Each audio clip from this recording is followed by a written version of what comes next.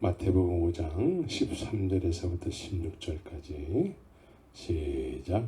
너희는 세상의 소금이니 소금이 만일 그 맛을 잃으면 무엇으로 짜게 하리요. 후에는 아무 쓸데없어 다만 밖에 버리워 사람에게 밟힐 뿐이니라. 너희는 세상의 빛이라. 산 위에 있는 동네가 숨기우지 못할 것이요 사람이 등불을 켜서 발 아래 두지 아니하고 등경 위에 두나니 이러므로 집안 모든 사람에게 비치느니라. 이같이 너희 빛을 사람 앞에 비치게 하여 저희로 너희 착한 행실을 보고 하늘에 계신 너희 아버지께 영광을 돌리게 하라. 지난 주일 설교에 대한 제목이 뭐였죠? 하나님께서 원하시는 열매죠. 하나님께서 원하시는 열매. 추수감사절 날은 주님께서 원하시는 열매를 올려드리는 것이 진정한 추수감사절의 의미예요. 그렇죠? 네. 하나님께서 원하시는 열매는 참 포도나무에 붙어있는 가지들이 맺는 것이어야 하는 것이에요. 참 포도나무에 붙어있는 가지, 그 끝에 열리는 그 열매가 하나님이 원하시는 열매예요. 그렇죠?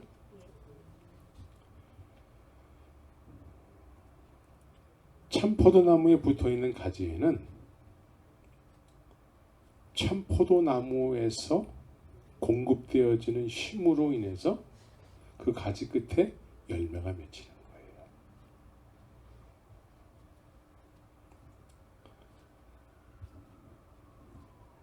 그러나 붙어있지 않은 가지들이 또 많이 있다고 성경은 말씀하고 있습니다. 가지는 가지인데 붙어있지 않아. 이 얘기는 뭐냐면 겉으로는 다 똑같아. 겉으로는 우리 눈으로는 구별할 수가 없어요. 겉으로는 다 똑같아. 근데 열매를 보면 알게 되는 것이죠. 붙어있지 않기 때문에 붙어있게 되면은 참 포도나무의 힘에서 공급되어지는 그 영양분으로 열매를 맺게 되는데 붙어있지 않기 때문에 참 포도나무에서 공급되어지는 게 없는 거예요. 근데 겉으로는 똑같은 가지야.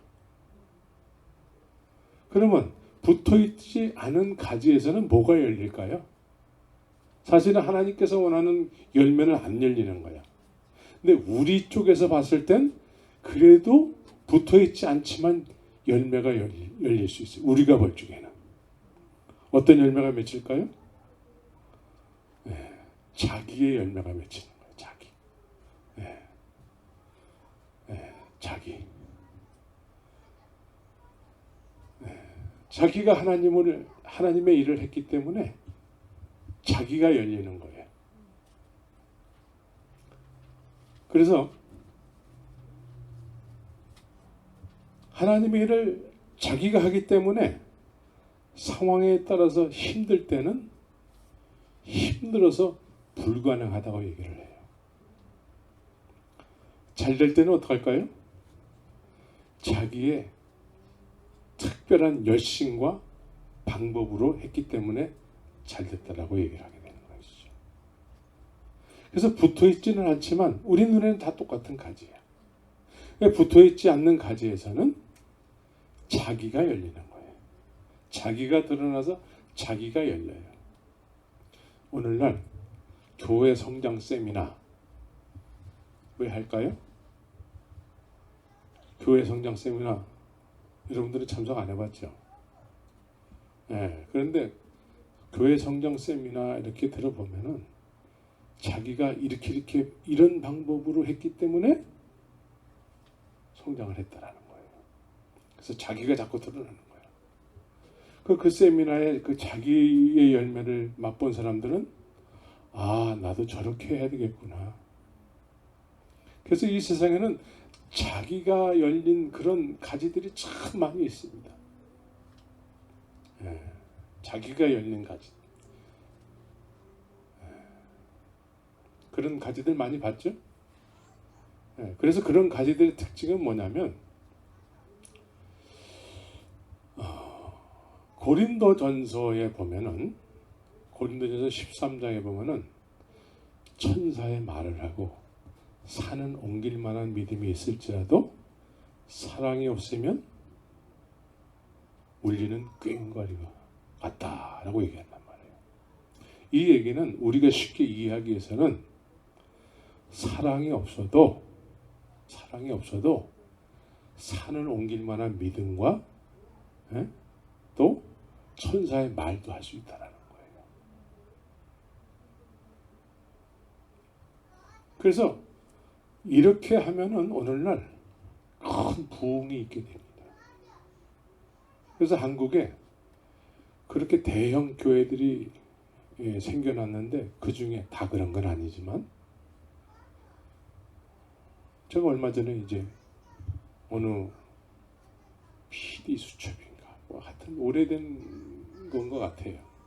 근데 거기 보니까 한국에 그 귀신 쫓는 교회가 있어요.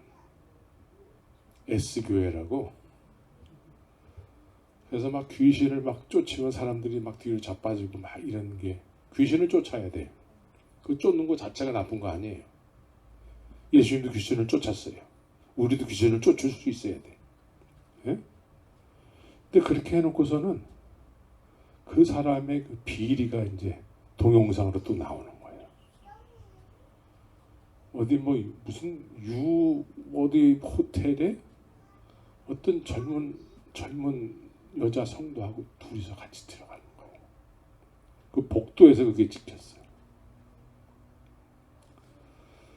그런데 사람들은 우리 목사님은 절대 그럴 사람 아니라는 거예요.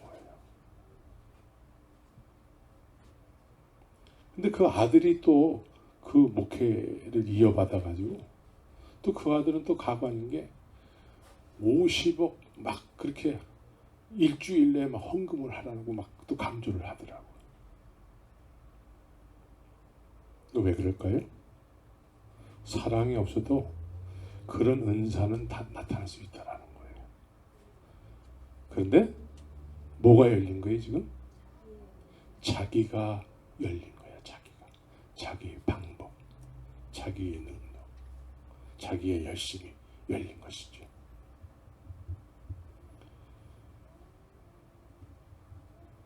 그래서 오늘날 이 시대는 자기가 열린 그 열매들을 보고 그냥 그것이 정상인 줄 알아. 근데 그건 정상이 아니에요. 정상이 아니고 참 포도나무에 붙어있는 가지면은 내가 열리지 않고 무엇이 열려요? 예수님이 열리는 거예요. 예수님이 영광을 받으시는 거죠. 여러분들의 삶 속에서 예수님이 영광을 받으셔야 되는 거예요. 여러분들의 삶이 지금 그렇게 살고 있죠?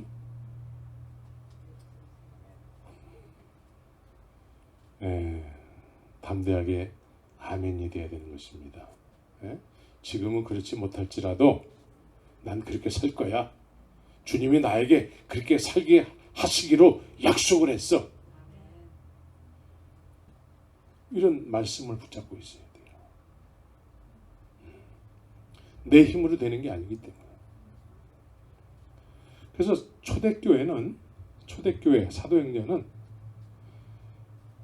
사람들이 어떤 방법에 의해서 교회를 세운 게 아니에요. 사도행전은. 그냥 이 사람들은 예수님을 전하지 않으면 견딜 수 없어 하는 그런 믿음이 된 거죠. 그래서 예수님을 전하지 않으면 견딜 수 없어서 너희들이 죽인 예수가 그리스도가 됐다는 것이죠. 이거를 막 전하다 보니까 은혜를 받아 사람들이. 예? 막 은혜를 받아가지고 사람들이 그냥 건물을 줘야 되고 뭐 돈이 얼마큼 있어야 되고 그래서 우리 이렇게 교회를 시작합시다가 아니라 그냥 사람들이 막 모여드는 거예요. 오늘날 이런 교회가 실종이 되어버렸어요. 지금. 실종이 되었어요. 그리고 자기가 열린 자기로 충만한 그런 열매가 맺힌 그것을 온전한 것이라고 하면서 그런 사람을 막 쫓아서 모이는 경우가 많이 있는 것이죠.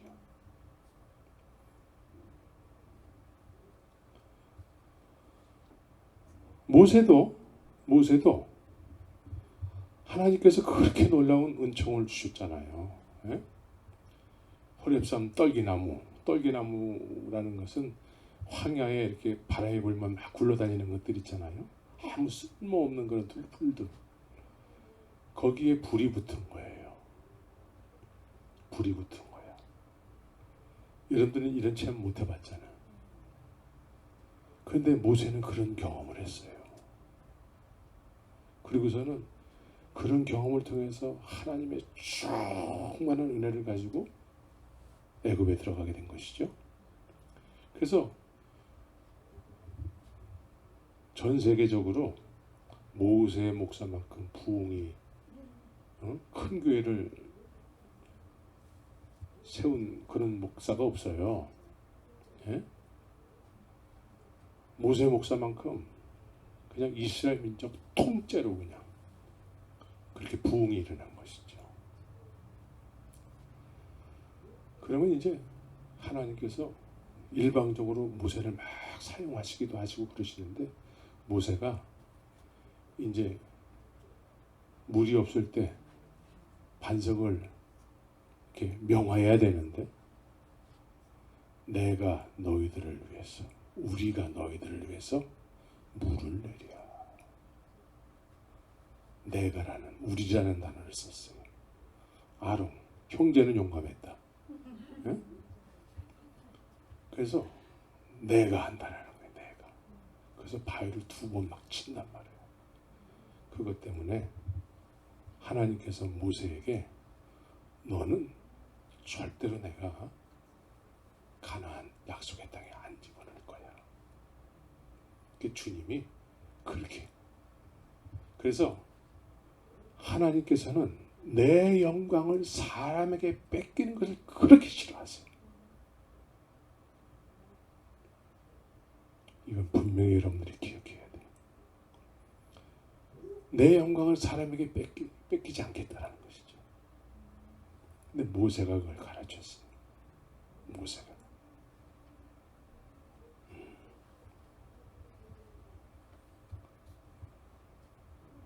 그래서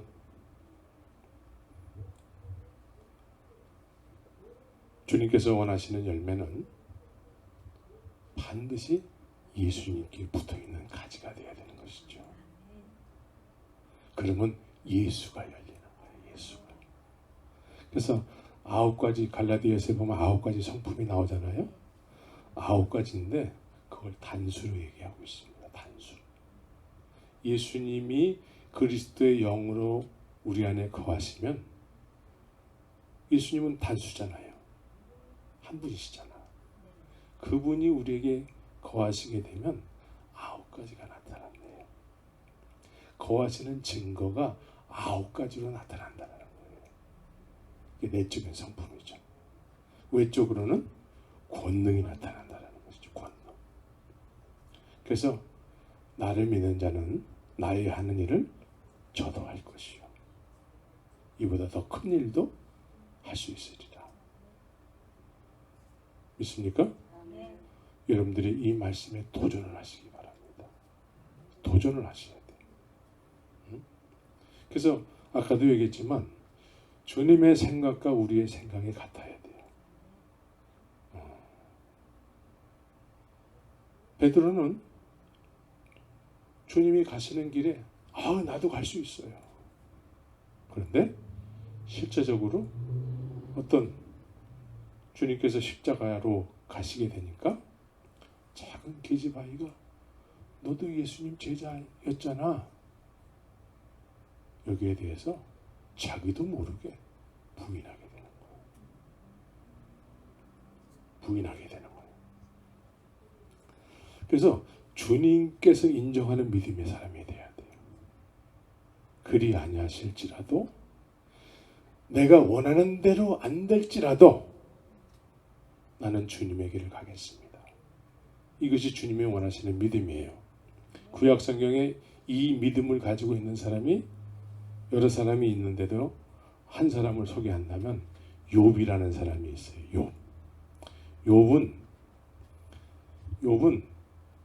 이제 마귀가 욥을 시험을 해요. 마귀가 무슨 시험을 해요? 하나님이 욥을 동방의 의인이라고 얘기한단 말이에요. 의인이래. 믿음을 인정해 줬다라는 것이죠. 그런데 그 믿음에 대해서 마귀가 시험을 하는 거예요. 어떤 시험? 까닭없이 욥이 하나님을 믿겠습니까? 아무 이유 없이 믿겠습니까? 그래서 까닭없이 그 까닭이라는 것을 건드리면은 절대적으로 욥은 주님을 부인할 거라는 것이죠. 그죠? 그래서 하나님께서 그럼 네가 한번 해보라는 것이죠. 한번 해봐. 그래서 마귀가 욥하고 관련된 모든 육신의 것들을 다 제하거든요.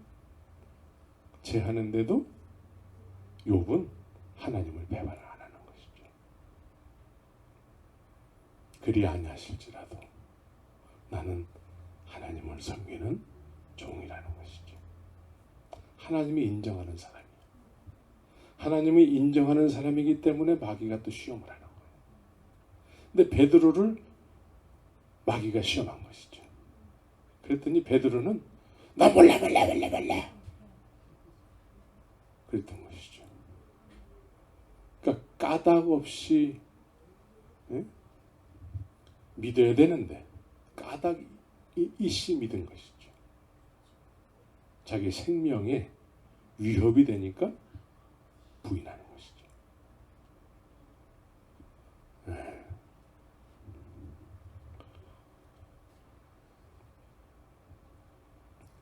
그래서 우리는 주님이 원하시는 그런 그 믿음의 사람이 되어야 되는 것이죠. 주님이 원하는 사람. 이 사람은 내가 인정하는 믿음의 사람이에요. 우리 쪽에서는 주님을 섬길 때에 내가 원하는 대로 되지 않을지라도 나는 주님을 믿습니다. 이런 믿음의 사람이 되어야 되는 거예요. 여러분들 그렇죠? 네. 그래야 되는 거예요. 이게 주님이 원하시는 믿음이고 이것이 참 포도나무에 붙어있는 가지의 삶의 모습이에요. 네. 반드시 이렇게 돼야 돼요. 이게 하나님께서 이 세상에 독생자를 보내신 목적이에요. 네. 우리가 예수 믿는 목적이 다 여기에 있어야 되는 것이죠. 참 포도나무 대신 예수님께 붙어있는 가지가 되어야 되는 거예요. 그래서 지난주에 내가 일러준 말로 너희는 깨끗하였으니 그런단 말이에요. 주님께서 일러준 말씀이 있어야 돼요. 네. 그런데 수십 년을 믿었다고 하는데 말씀을 잘 몰라. 네. 교회는 그냥 먹으러 오는 데야. 그런 사람들이 많아요. 네. 예배는 그냥 짧게 하고 그리고서는 먹으러 오는 거야. 막 싸가지고. 먹지 말라는 얘기는 아니죠. 네. 우린 맛있는 거 있으면 나눠 먹어야 돼. 네. 근데 그것이 목적이 되면 안 되는 거죠. 신령과 진정으로 예배해야 되는 것이죠. 신령과 진정으로 예배는 하는 건 어떻게 하는 것이죠? 요한복음 4장에 보면 사마리아 수가성의 여인이 나오잖아요.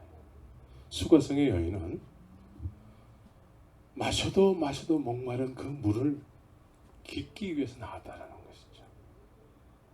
근데 그 물밖에 몰라. 여기는 영적인 의미가 있는 거예요. 예배를 드려도 채워지지가 않는 거예요. 우리 조상들이 다 이 야곱의 운문에서 먹었다라는 거예요. 다른 것 모른다라는 거예요.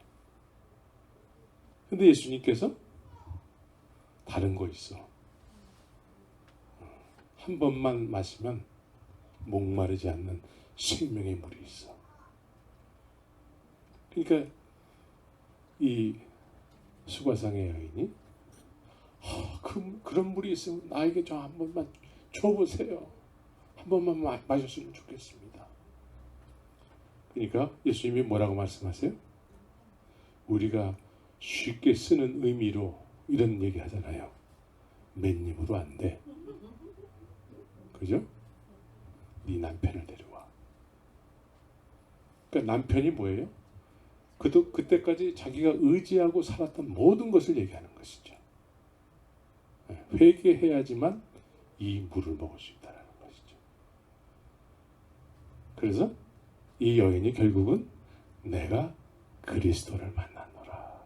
그러면서 예수님께서 이 여인에게 이제 너희가 신령과 진정으로 예배할 때가 오나니 곧 언제예요? 이때라.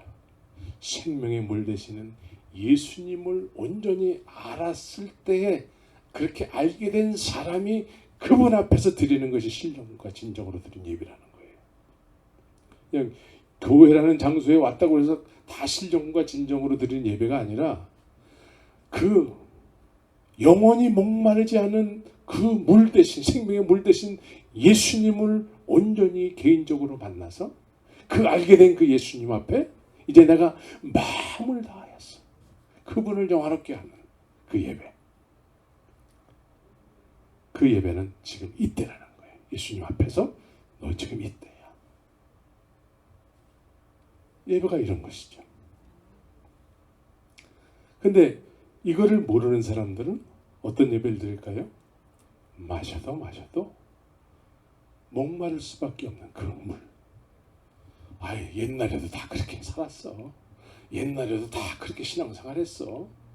뭐 우리하고 뭐 다른 게 뭐 있어? 그냥 이렇게 사는 거지 뭐. 그래서 사람들은 그때 당시에 뭘 중요하게 여겼냐면 수가성의 여인이 그렇게 얘기를 해요.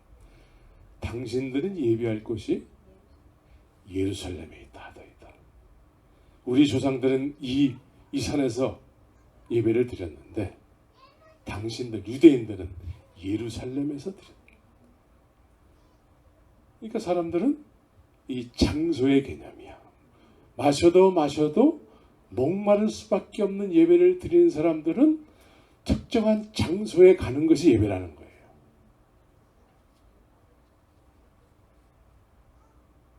그런데 신령과 진정으로 예배를 드리게 된 이 수가성의 여인에게는 지금 이때야. 지금 이때라는 거예요. 마음을 다하고. 왜? 알게 된 주님. 생명의 근원이 되시는 주님. 그분 앞에 그 알게 된 주님 앞에 이제 내가 마음을 다해서 내 마음을 표현하는 거라는 것이죠. 예배의 대상을 모르게 되면 마음을 표현할 길이 없잖아요. 대상이 없는데. 그래서 조는 거야. 졸다가 요즘은 핸드폰도 봤다가 PT 받고 왔다가 이러다가 갑자기 축도 딱 하면은 이것처럼 기쁜 것이 없죠.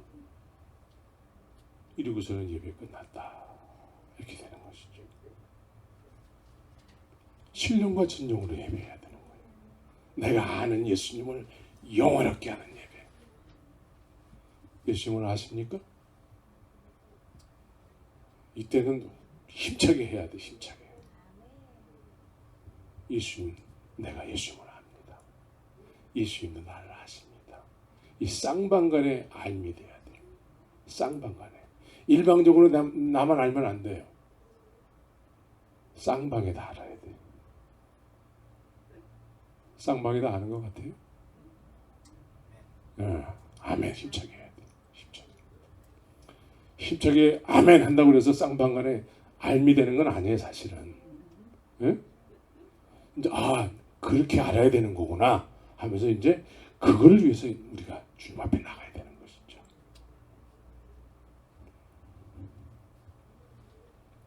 그래서 오늘 주님께서 우리에게 말씀하는 내용 본문에서는 주님께서 너희는 세상의 빛이다 이렇게 얘기했다라는 거예요. 빛. 여러분들을 주님께서 빛이라고 하신다라는 거예요. 여러분도 세상의 빛이라고 인정을 하십니까?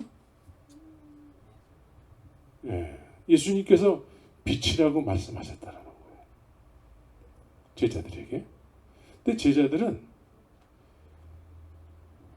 예수님은 빛이라고 하시는데 제자들은 빛된 삶을 살지 못해요. 예수님께서 빛이라고 하는데 제자들은 어떤 빛된 삶을 살지 못하고 또 더 나아가서는 3년 반이나 쫓아다니는데 결국은 예수님을 모른대. 부인하고 만난 말이죠. 이게 무슨 빛이야? 그러죠? 여러분들은 빛이 맞습니까? 네. 그래도 빛이어야 돼요. 그래도 그래야지만 소망이 있는 거예요. 그래서 우리가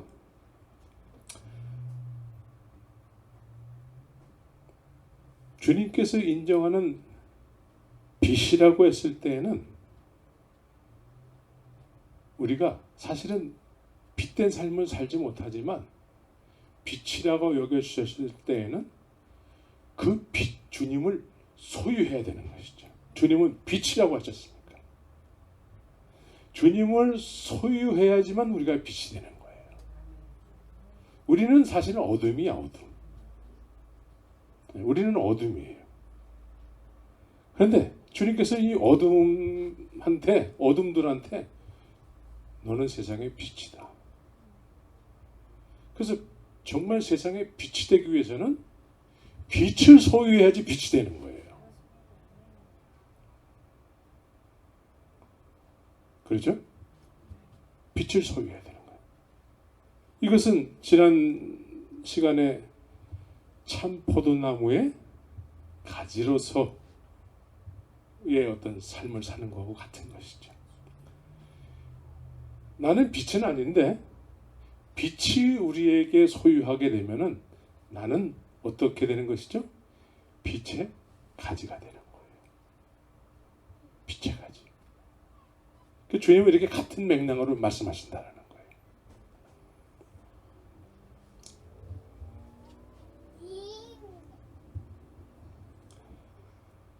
그래서 빛을 소유하게 되면은 우리는 그 빛을 감출 수가 없어요. 그런데 우리는 빛을 소유했다고 하는 많은 사람들이 빛을 감추고 사는 모습들을 많이 보게 되죠. 그죠? 빛은 감출 수가 없는 거예요. 사도 바울은 내가 이 복음을 전하지 않으면은 화가 미치리로다. 견딜 수 없다라는 거예요. 사도행전에서 120명의 사람들이 가서 복음을 전하라 해서 전했습니까? 빛을 소유하게 되니까, 보혜사를 소유하게 되니까, 참 포도나무 대신 예수님께 접붙임이 되니까 그냥 견딜 수 없어서 막 나가서 전하게 되는 것이죠. 빛은, 우리가 빛을 소유하게 되면 감출 수가 없어요. 멈출 수가 없는 것이죠. 여러분들이 다 그렇게 되기를 예수의 이름으로 축원합니다. 네. 이런 얘기 들으면 한쪽에서는 기쁘지만 한쪽에서는 좀 무겁죠. 네. 그런데 소망을 가지셔야 돼. 왜냐하면 예수님께서, 우리는 어둠인데 예수님께서 너희는 빛이라고 얘기한다는 것이죠. 그럼 이 이면에는 어떤 의미가 있습니까? 예수님께서는 내가 너를 빛으로 보고 있고 빛이 되게 하는 계획을 가지고 있다는 것이죠. 그래서 우리가 창세기를 보면은 창세기 시작이 뭡니까? 하나님이 천지를 창조하시니라. 하나님이 천지를 창조하셨어요. 그러면서 혼돈과 공허 속에서 주님께서 빛을 만드셨어요. 빛. 그러죠? 네, 하나님께서 빛을 창조하시고 보시기에 좋으셨대요. 자, 세상에는 이 공허한 이 우주 속에 지구가 만들어졌어요. 지구가. 그런데 빛을 만드셨대요. 우리의 상식으로는 어떻게 돼야 돼요? 지구를 만드시고 그리고 그 다음에 태양을 만드셔서 빛이 나게끔 해야 되지, 맞잖아요. 근데 태양은 한참 뒤에 만드셔. 넷째 날에 태양을 만드신단 말이에요. 주님께서는 빛을 만드시고 보시기에 좋았대. 그런 다음에 태양을 만드시는 거예요. 그래서 우리 하나님도 보시고 우리도 볼 수 있는 빛을 만드시는 거죠. 그죠? 우리도 볼 수 있는 빛. 그 태양을 만드셨어요. 그래서 빛이라는 것은 하나님의 창조 세계는 그래요. 먼저 만드셨어요. 근데 우리는 몰라. 만드셨는지 안 만드셨는지. 하나님께서 너는 빛이야 했는데 우리는 어둠이에요. 그런데 너 빛이 될 거야. 내가 창조한 빛을 소유하게 될 거야. 그래서 우리에게 소망이 있는 거예요. 소망을 가지시기 바랍니다. 그래서 주님께서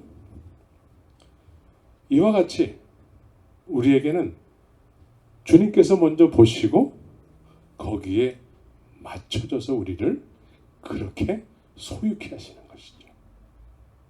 그래서 제자들이 예수님을, 어둠인 제자들을 따라오라고 얘기한단 말이죠. 빛이라고 선포하시고 나를 따라오너라. 그래서 결국은 어떻게 된 것이죠? 빛을 소유하게 된 것이죠. 빛을 소유해야 돼요, 우리는. 그래서 빛을 소유한 사람들은 빛의 자녀다라고 얘기한단 말이에요. 빛의 자녀. 그래서 빛은 감출 수가 없기 때문에 이 빛의 자녀로서의 삶을 살 수밖에 없는 것이죠. 그래서 에베소서에 보면은 너희가 전에는 어두움이더니 이제는 주 안에서 빛이라. 빛의 자녀들처럼 행하라. 빛의 열매는 모든 착함과 의로움과 진실함에 있느니라. 전에는 어두움이었대. 그러니까 어두움이었을 때, 제자들이 어두움이었을 때 예수님은 빛이라고 했다는 것이죠. 그래서 이 사람들이 결국은 빛의 자녀가 됐다는 것이죠. 주님께서 선포한 대로 빛이라고 여겨주시고 실제로 빛을 소유함으로 해서 빛의 자녀가 됐다는 것이죠.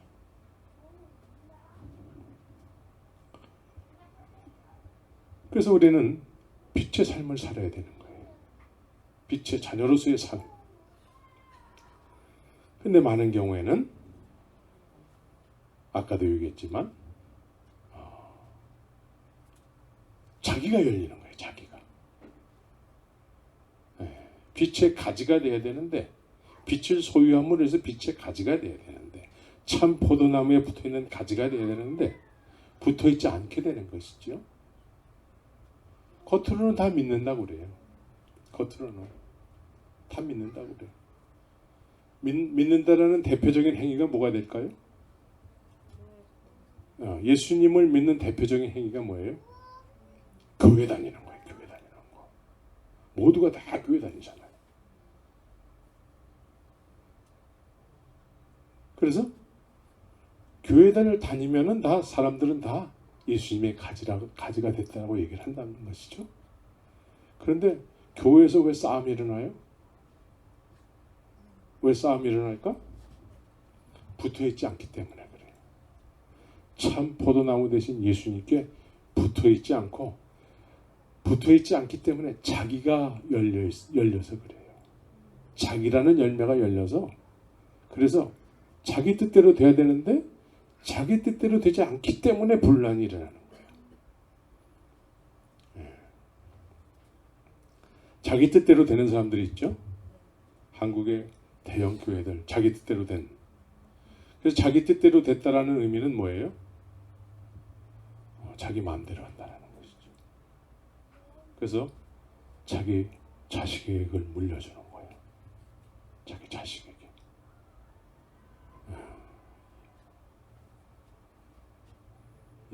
이게 자기가 열려서 그래요. 내가 했기 때문에. 그런데 하나님이 하셨으면 어떻게 해야 될까요? 예. 하나님께서 이제 오순절날 마가의 다락방에 성령이 임한 이후에 12명의 제자 중에 이제 한 사람이 자살해서 죽었잖아요. 그래서 그 한 사람을 뽑는 그런 한 사람을 우리가 제일 먼저 해야 될 일이 12명의 사도, 예수님께서 12명을 뽑았기 때문에 12명을 채워야 돼. 그러면서 이제 그 초대교회 처음으로 했던 일이 뭐냐면 사도 한 사람을 충원하는 거예요. 무슨 방법을 택했어요? 제비뽑기를 했어요. 제비뽑기. 하나님이 개입하실 수 있는 가장 좋은 방법이 제비뽑기예요. 제비뽑기. 우리는 그거 그렇게 하면 안 되죠. 그럴 텐데 사도들은 제비뽑기로 주님이 허락하신 사람을 가려내는 거예요. 주님은 보이지 않지만 마띠아를 주님께서 선택하셨어요. 그런데 오늘날은 그렇게 안 하죠.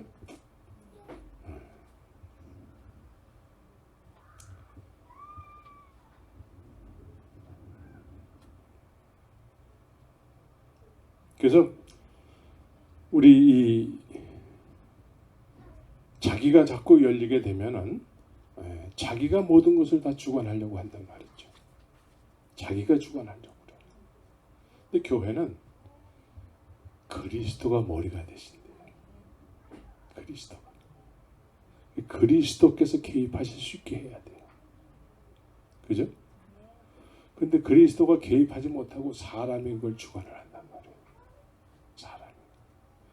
그래서 누구 쪽에 서느냐, 이게 중요해. 교회 안에서도. 줄을 잘 서야 돼. 한국은 옛날에 군대를 갔더니 줄을 잘 서야 돼. 그런 말이 있었어요. 실제로 줄을 잘 서야 돼. 그래야지 밥을 빨리 먹을 수 있어. 근데 교회 안에서도 줄을 잘 서야 돼. 우리는 줄 설 이유가 없지만 줄을 잘 서야 돼.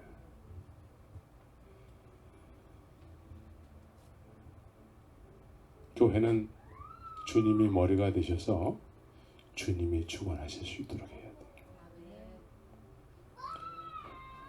목사도 주님이 뽑으시는 거예요. 오늘날 교회에 분란이 왜 일어나냐면 이제 선임 목사님이 이제 은퇴를 하시고 후임 목사를 뽑잖아요. 이때에 많은 경우에 선임 목사님이 이렇게 딱 정해야 되는데 그렇지 않고 양떼들이 목자를 뽑는 그런 형상이 되는 거예요. 양떼들이 목자를 뽑아. 그러니 양떼가 주관이 되는 거예요. 양떼가.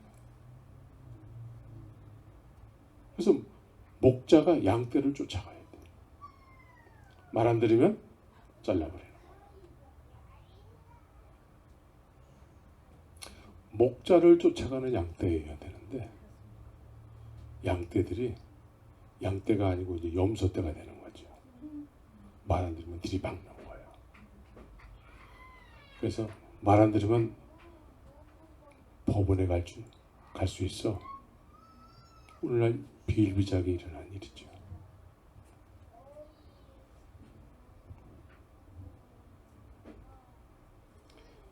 그래서 우리는 주님의 의도하심에 의해서 그런 믿음의 그릇이 되어야 되는 거예요. 주님의 의도하심. 빛은 아직 아니지만 빛이 되게 하시는 주님의 계획 속에 우리가 있어야 되는 거예요. 그래서 주님을 따라가야 되는 것이죠. 그래서 십자가에서 죽으시고 부활하심으로 인해서 그 주님이 우리 안에 거하시게 될 때에 그 거하심에 대한 열매를 우리가 애써 맺으려고 할 필요도 없어요. 예수님이 우리 안에 거하시면 자동적으로 그러한 인도함을 받는 삶을 살게 되는 거예요. 근데 우리는 그런 사람을 본 적이 별로 없기 때문에 비정상적인 삶을 그냥 정상으로 알고 그냥 그러고 간다라는 것이죠.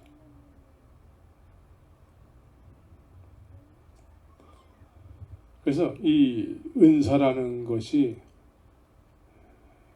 신앙생활 하는데 도움이 되지만 은사보다 더 중요한 것이 그 은사의 출처가 그 동기가 사랑을 통한 동기냐 이것이죠.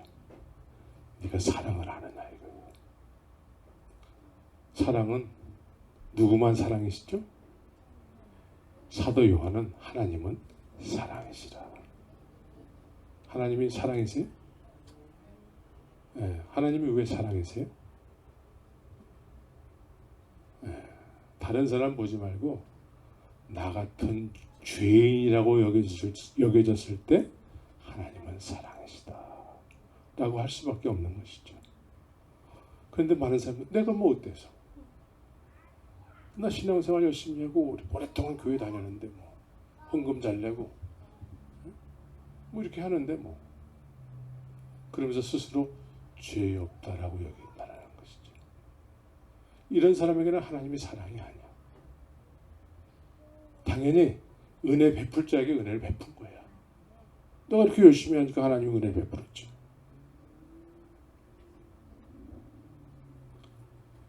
근데 하나님은 사랑이시라. 나 같은 죄인이 사랑을 받으면 안 되는 그런 정말 죄인 중에 괴수에게 하나님이 오래 참아주시고 그래서 결국은 나에게 독생자 예수를 통해서 나에게 다가오시고 내가 너를 사랑한다. 이것이 경험한 바 된 사람들은 하나님은 사랑이시구나. 그래서 이런 경험을 한 사람들은 이웃을 볼 때에도 오래 참아주는 하나님이 나를 오래 참아주셨듯이 나도 이웃을 그런 사랑의 대상으로 보게 되는 것이죠. 그런데 내가 많이 살아있으면 제가 그래요. 저에게는 제가 너무 많아. 그래서 그게 잘 안 될 때가 많아요. 그러나 주님의 말씀은 그렇게 살아서는 안 된다라고 말씀하는 것이죠.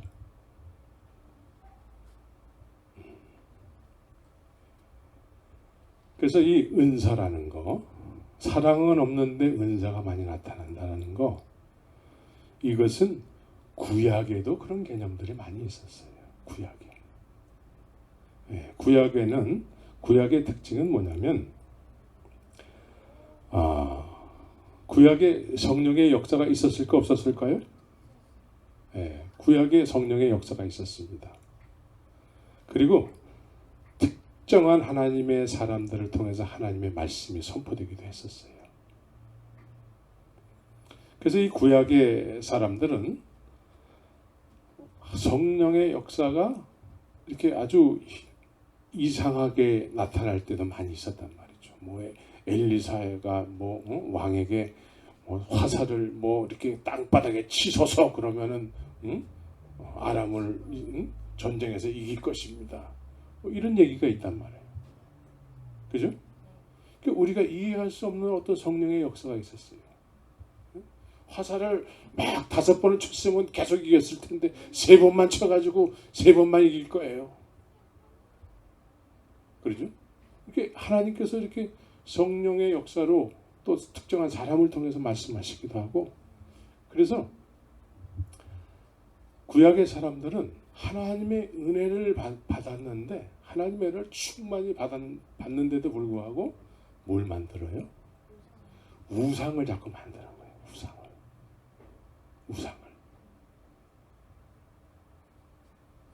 우상을 만든단 말이에요. 근데 신약은 뭐죠? 구약은 하나님의 은혜를 받은 사람들이 자꾸 우상을 만들어. 이게 우상을 만들어 놓고 이게 하나님이다라고 자꾸 한다라는 것이죠. 신약은 뭐예요? 하나님의 본체가 오시는 거야. 하나님의 본체. 자꾸 형상을 만드니까 하나님이 아닌 것을 자꾸 하나님이라고 하면서 다른 민족도 그렇게 믿으니까 우리도 하나님을 그렇게 믿을래요. 그러면서 자꾸 형상을 만드는 거죠. 그러니까 하나님께서 말씀이 육신이 돼서 오시는 거예요. 그래서 이 말씀이 육신이 돼서 오신 분을 빌립보서와 골로새서에서는 뭐라고 얘기해요? 하나님의 본체의 형상이다. 그러니까 예수님을 이렇게 더 구체적으로 이해하면 어떻게 됩니까? 말씀이 세상에 오신 것이죠. 그러니까 예수님은 말씀과 성령이 함께 하세요. 말씀과 성령이. 말씀이 육신이 되실 때 어떻게 육신이 되셨죠? 말씀이 육신이 되실 때 어떻게 되셨어요? 성령으로 잉태하사. 그래서 말씀과 성령이 같이 이 세상에 오시게 된 것이죠. 이해가 되죠? 예수님은 말씀과 성령이었어요. 구약은 하나님의 본체의 형상을 안 계시고 성령과 특정한 선지자를 통해서 하나님의 말씀이 선포되고 그래서 성령이 역사를 하신단 말이죠. 근데 신약은 하나님의 본체, 형상의 본체가 오셨어. 그분은 말씀이 육신이 돼서 오셨어요. 근데 이것을 성령이 함께 하시는 것이죠. 그러니까 우리가 신학적으로 이해한다면 성자 하나님과 성령 하나님이 같이 오신 거예요. 같이 계신 거예요. 신약 시대에는. 이해가 되죠? 그래서 말씀을 성령이 이루시잖아요. 네. 많은 경우에 그냥 성령의 역사만 자꾸 이렇게 강조하는 사람들은 우리의 열심을 성령이 이루신다고 착각하는 사람들이 많아요. 우리의 열심, 우리의 생각 이런 걸 성령이 이루신다고 착각하는 사람들이 많아요. 그것은 마귀가 이루는 마귀가. 성령은 오직 말씀을 이루시는 분이에요. 창조의 영이시면서 하나님의 말씀을 이루신단 말이죠. 그래서 삼위일체 하나님은 완벽하신 분이에요. 근데 예수님께서 이 땅에 거하신다는 의미는 말씀과 성령, 성자 하나님과 성령 하나님이 같이 계신 거예요. 같이. 그죠? 그래서 성령 하나님이 성자 하나님의 그 목적하신 바 됨을 이루시는 거죠. 그래서 십자가에서 죽으셨을 때에 성령 하나님께서 살리시는 것이죠. 누구를 위해서? 나를 위해서. 말씀을 이루시는 거예요. 내가 일러준 말로 너희는 깨끗하였으니. 네. 이것이 하나의 이론이 아니라 실제가 돼야 돼. 실제가. 그 실제된 사람들이 사도행전을 시작한 사람들이잖아요. 그것은 실제가 될 수 있다는 것이죠. 실제가 될 수 있는 거예요. 믿습니까? 여기에 도전을 해야 돼. 예수님께서 마지막으로 너네들 도전해라 이거예요. 아버지께서 이제 그것에 대해서 약속했다라는 것이죠. 하나님은 약속하시는 하나님이에요. 아브라함에게도 약속하셨어요. 아브라함은 아직 하늘의 별과 같이 바다의 모래와 같이 그런 후손이 전혀 없고 자식 하나도 없을 때에 너는 그렇게 될 거야. 오늘 예수님께서 너 빛이야? 똑같죠? 네? 여러분들에게도 난 지금 이런데요. 근데 주님 보실 때는 내가 보는 너는 그거 아니라는 거예요. 믿습니까? 그래서 내가 보는 나와 하나님이 보시는 나가 다른 거야. 그래서 이 하나님의 시각을 여러분들이 갖게 됐을 때에 이웃을 품을 수 있는 넓은 마음이 생기는 거예요. 그죠?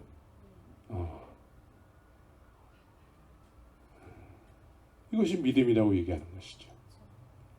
그래서 믿음이라는 것은 그냥 우리 믿습니다.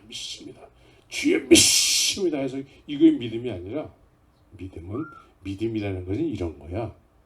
믿음은 바라는 것들의 실상이에요. 보지 못하는 것들의 증거를 갖게 되는 것이 믿음이라는 거예요. 주님의 시각을 갖게 되는 거예요. 너 빛이야? 내가 앞으로 빛이 될 거구나. 실망하지 말아야지. 나 빛이야. 주님이 나를 빛이라고 하셨어. 나는 반드시 빛이 될 거야. 이렇게 되는 것이죠. 그러니까 주님이 빛이라고 하셨을 때에는 주님이 그렇게 하시겠다라는 거예요. 근데 우리는 자격이 안 되잖아요. 나는 어둠 주고 한밤중이에요. 어떻게 나를 걱정하지 마. 나를 따라와. 그래서 세상에서 가장 가방끈이 짧은 사람들을 택했어요. 어둠도 한밤중에 있는 사람들을 택했어요. 스스로 밝다고 하는 사람들은 이제 예루살렘 성전 안에 있어요. 그 사람들을 선택해야지 맞잖아요, 우리는. 예수님은 그 사람들을 안 택하고 밤에 익숙한 사람들, 밤에 그물질하는 사람들, 이런 사람들을 택해가지고 너 빛이야. 그래서 우리에게 소망이 있는 거야. 베드로도 빛이 되는데 나도 빛이 될 수 있지 뭐. 소망이 생기죠? 너 얼굴이 이렇게 어둡네. 응?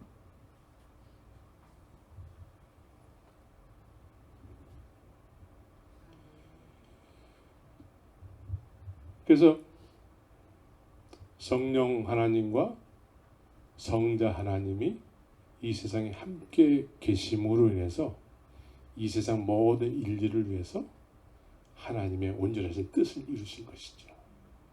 그래서 그분이 이제 가셨어. 성자 하나님이 가셨어. 근데 성령 하나님은 구약에도 계시고 계속 계셨어요. 그런데 이제 그 뜻을 완성하신 그 성자 하나님께서 하늘로 가시면서 나 다른 모습으로 다시 올 거야. 또 다른 보혜사. 예수님은 생명의 빛이잖아요. 사람들의 빛이라고 했단 말이에요. 요한복음에서는. 그 빛이 보혜사라. 그리스도의 영, 양자의 영. 이렇게 예수님께서 또 다른 모습으로 오신 거예요. 이제. 이 또 다른 모습으로 오셨을 때는 보이는 예수님은 우리가 볼 수 있는 예수님이었어요. 근데 그분은 이제 볼 수 있게 오지 않아요. 그리스도의 영, 보혜사로 오시는 것이죠. 그래서 그분은 오셔서 우리 바깥에 계시지 않아요. 우리 안에 거하시기 위해서 오시는 거예요. 우리 안에 거하시기 위해서. 그래서 우리가 어떻게 되죠? 빛을 소유하게 되는 거예요. 빛을 소유하게 되는 거예요. 그래서 주님께서 너 빛이야 했는데 실제로 빛이 됐어요. 빛을 소유했기 때문에 빛이 된 거예요. 참 포도나무에 이제 가지로서 붙어 있게 된 것이죠. 그래서 이제 빛의 자녀로서의 삶을 살게 되는 것이죠. 이렇게 돼야지 정상이야. 그러죠? 근데 이렇게 된 사람을 본 적이 있어요? 잘 못 봤어요. 그죠? 잘 못 봤기 때문에 이제 누가 먼저 돼야 될까? 내가 돼야 돼. 내가 먼저 돼야 돼. 주님은 오늘도 여러분들을 빛이라고 보고 계십니다. 빛이 되고 싶지 않아요? 네. 억지로 되고 싶은 것 같아요.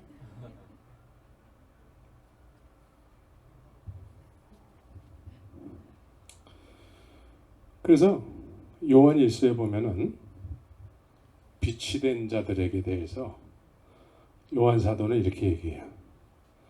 하나님은 빛이시라 하시면서 빛을 소유했기 때문에 만일 우리가 하나님과 사귐이 있다고 하고 어두운 가운데 행하면 이건 거짓말하는 거라는 거예요.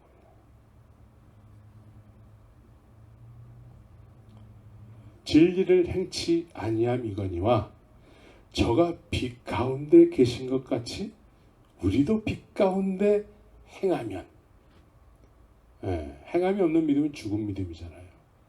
빛을 소유했으면 빛을 감출 수가 없어요. 감출 수가 없어. 그래서 감출 수가 없기 때문에 빛을 자꾸 얘기하게 되는 것이죠. 그래서 성령이 임하면 너희가 권능을 받고 내 증인이 될 거야.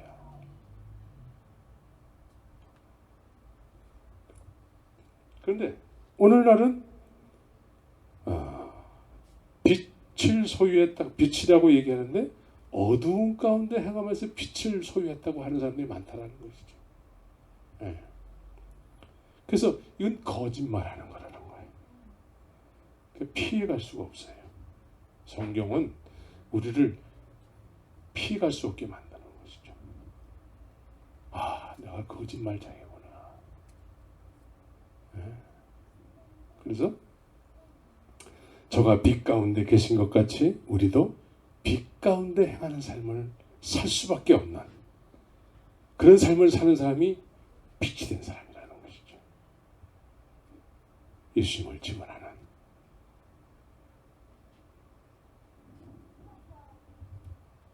그래서 이제는 우리가 신약 시대를 통해서 은혜의 시대에 살고 있잖아요. 은혜의 시대. 은혜의 시대라는 것은 이 그리스도의 영으로 예수님이 오셨기 때문에 그분을 소유한 삶을 사는 것이죠. 네, 그분을 소유해야 돼요. 그분을 소유케 하시기 위해서 그분은 십자가로 가신 거예요. 그분이 십자가에서 죽지 않으시면은 늘 보이는 예수야. 그죠? 그럼 보이는 예수로 믿게 되면은 보이는 곳으로 가야 돼. 그래서 우리 모두가 다 이스라엘로 가든지 그래야 되는 것이죠. 근데 이제 그분은 더 이상 보이는 예수가 아니에요. 보혜사는 영으로 오신 그리스도예요. 그분을 소유하게 되면 보는 것 이상으로 우리가 그분을 알게 되는 거예요.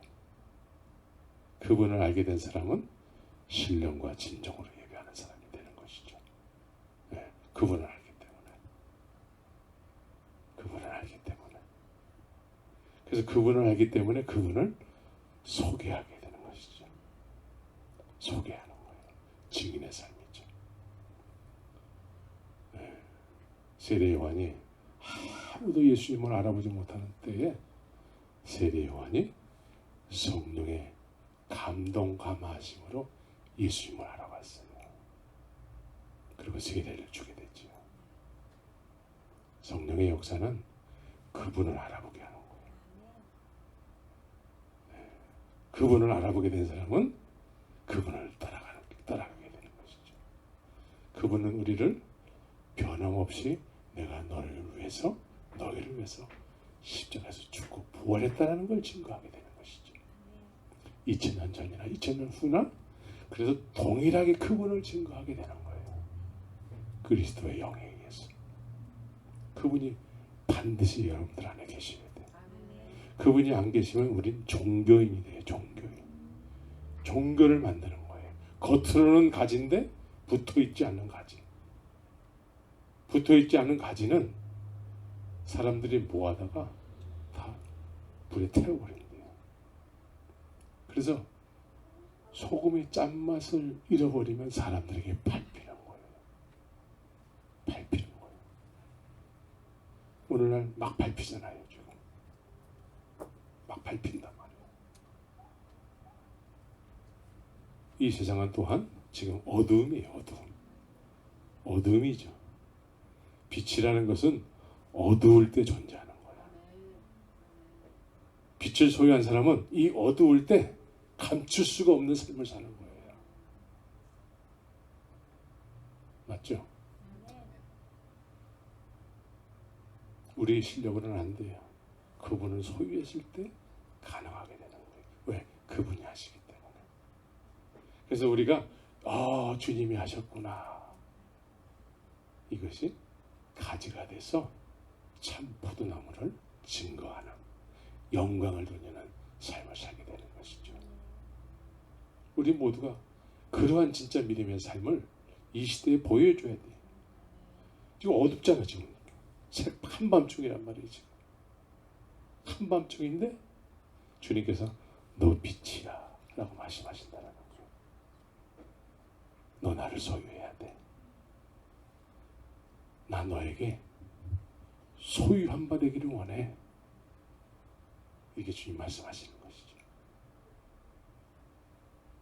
그래서 우리가 모두가 이 시대를 깨우고 잠자는 자들, 많은 자들 속에서 우리가 이 사람들을 깨우는 그런 시대적 사명을 감당해야 되는 것입니다. 우리 이 시간에 좀 통성으로 좀 기도했으면 좋겠습니다.